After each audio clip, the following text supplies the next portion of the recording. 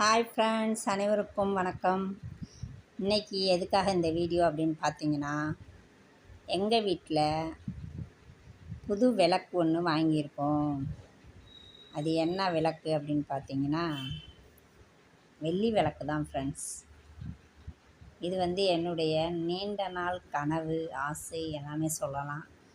எனக்கு கல்யாணம் ஆன புதுசில் வெள்ளி விளக்கு வச்சு கும்பிட்டா ரொம்ப நல்லதுன்னு சொல்லுவாங்க.